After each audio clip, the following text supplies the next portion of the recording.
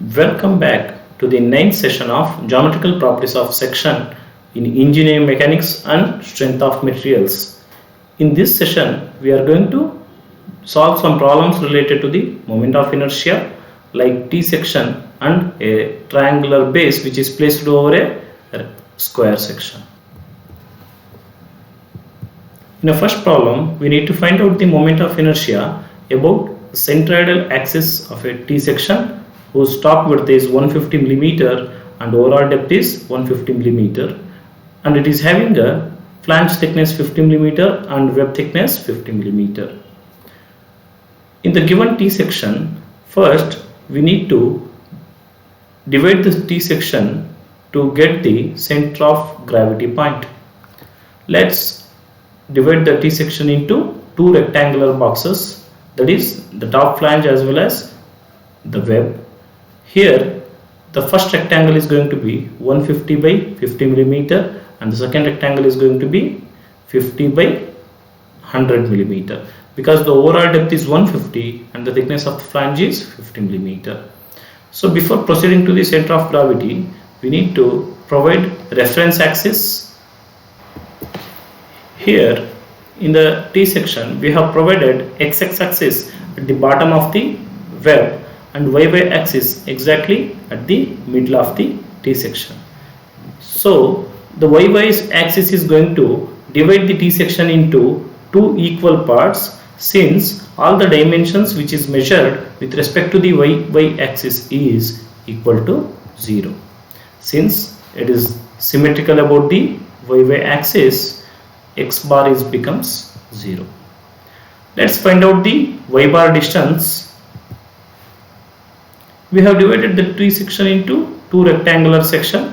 In the first rectangle, to find out the area, it is 150 by 50 mm, that is 7500 mm square area, and the y distance which is from the with respect to the x axis.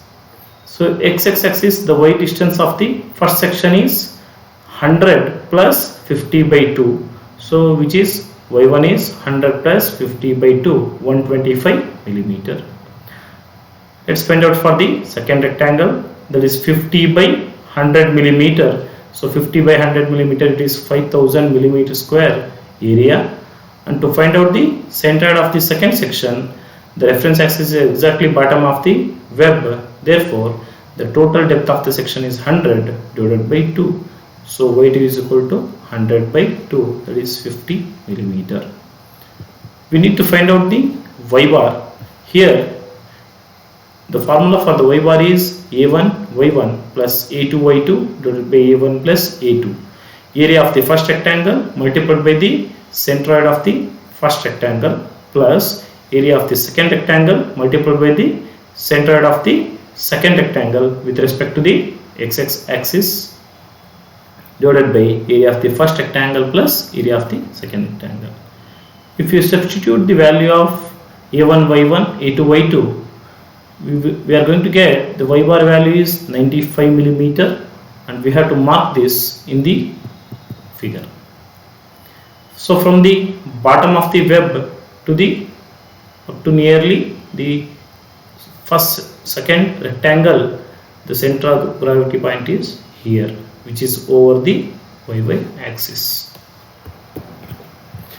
Let's find out the moment of inertia for the T section. To find out the moment of inertia, we need to find out the moment of inertia of the individual rectangles. The moment of inertia of the first rectangle is along the x axis is Vd cube by 12. The width of the first rectangle is 150 mm, depth is 50 mm, which is divided by 12. The value is 1.56 into 10 power 6 mm power 4.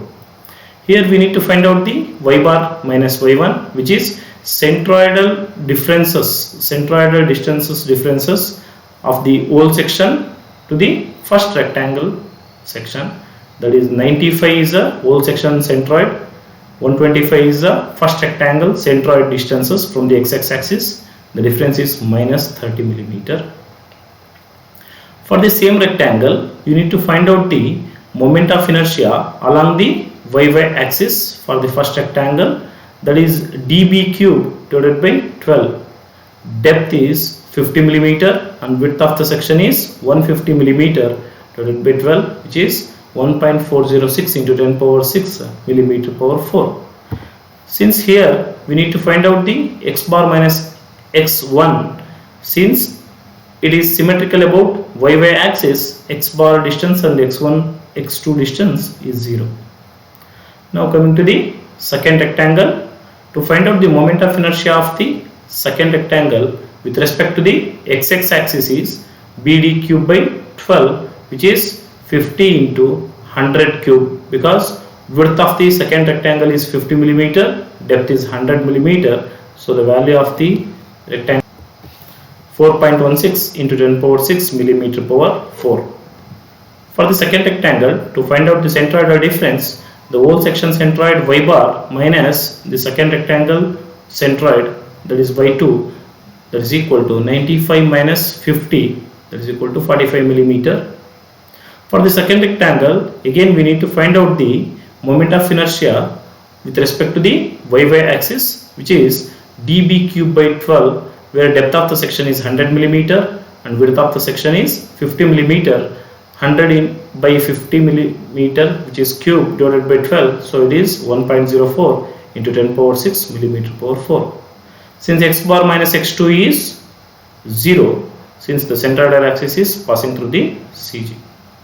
Let's find out the moment of inertia about the centroidal x axis. Here the formula is the moment of inertia for the x axis for the given I section is equal to moment of inertia of the first rectangle with respect to x axis plus area of the first rectangle multiplied by the centroidal differences of the whole section with respect to the first rectangle square plus moment of inertia of the second rectangle with respect to x axis plus area of the second rectangle multiplied by the centroidal distance with respect to the second rectangle with respect to the whole section square. So if we substitute the value of IGX1, that is 1.56 into 10 power 6, area of the first rectangle 7500, and the centroidal difference square, that is minus 30, becomes plus 30 square, because it is going to be a square, ultimately the value is positive. IGX2, this is a moment of inertia of the second rectangle, which is 4.166 into 10 power 6, area of the second rectangle is 5000 and the centroidal difference is 45 millimeter, so it is, which is square, and the ultimate value is 22.6 into 10 power 6 millimeter power 4. Let's find out the moment of inertia about the centroidal YY axis. Since it is symmetrical about YY axis, the moment of inertia of the YY axis of the T section is equal to the moment of inertia of the first section, first rectangle with respect to the YY axis plus moment of inertia of the second rectangle with respect to the YY axis. Here there is no A1 multiplied by the x bar minus x1 square, because x bar minus x1 is nothing but 0. Therefore anything multiplied by 0 is 0.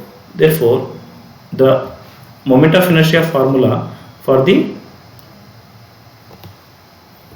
T section along YY axis is IYY is equal to IGY1 plus IGY2. The value as 1.406 into 10 power 6 plus 1.041 into 10 power 6. The total is 2.447 into 10 power 6 is a moment of inertia about the centroidal YY axis. Now let's get into the second problem. We need to find the moment of inertia of the lamina about the base of the triangle. So let's look at the lamina.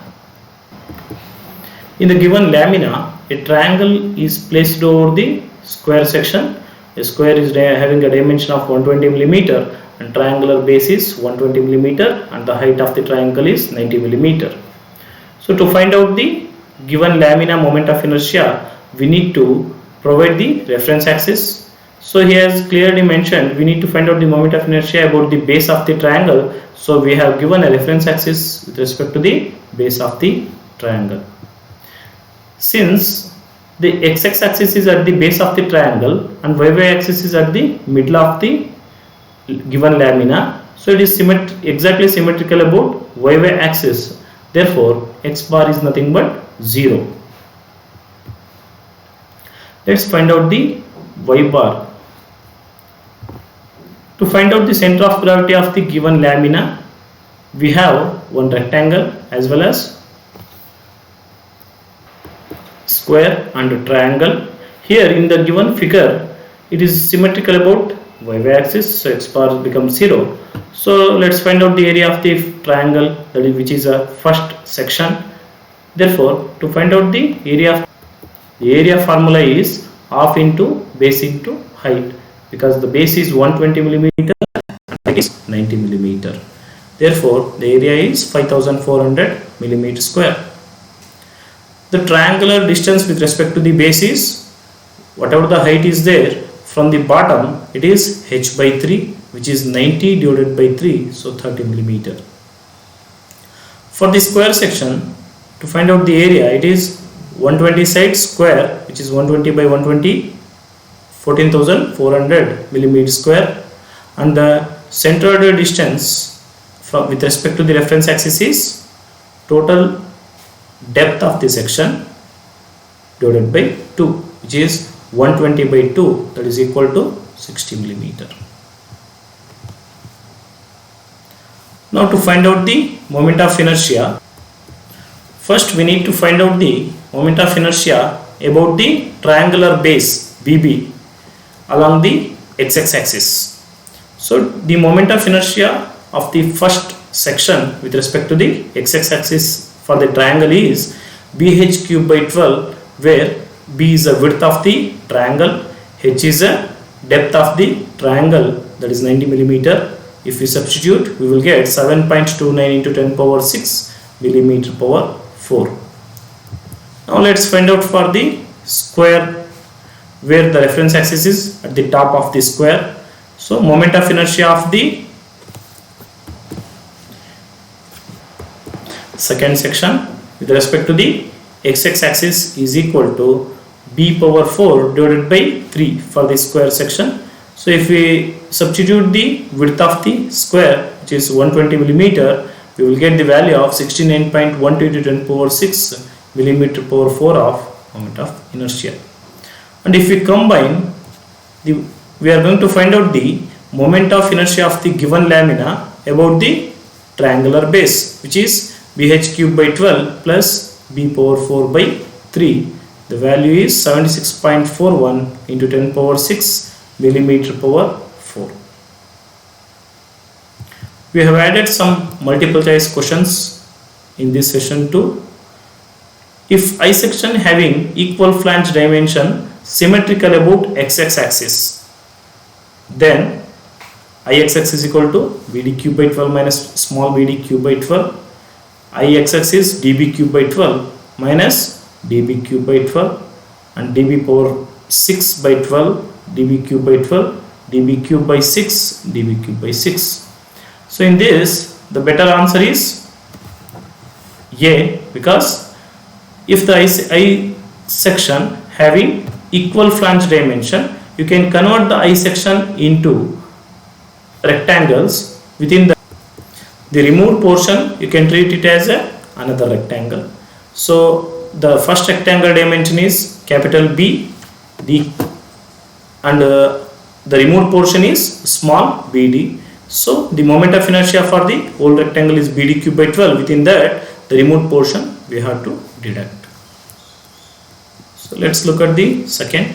If I section is having equal flange dimension symmetrical about y-y axis, so here the same procedure applies. The moment of inertia along y-y axis is 2 times moment of inertia of the first section with respect to the y-y axis, and moment of inertia of the second section with respect to the y axis, which is only 1 time. Here if a C-section having equal flange dimensions symmetrical about x-axis, we have dealt this kind of problem in a session 10. Here you can solve it by C-section as a rectangle and the removed portion as a small rectangle. Here the better answer is BD cube by 12. My deducted small rectangle, small BD cube by 12. The equation of mutually perpendicular axis theorem is, as we know, IZZ is nothing but IXX plus IYY. Thank you.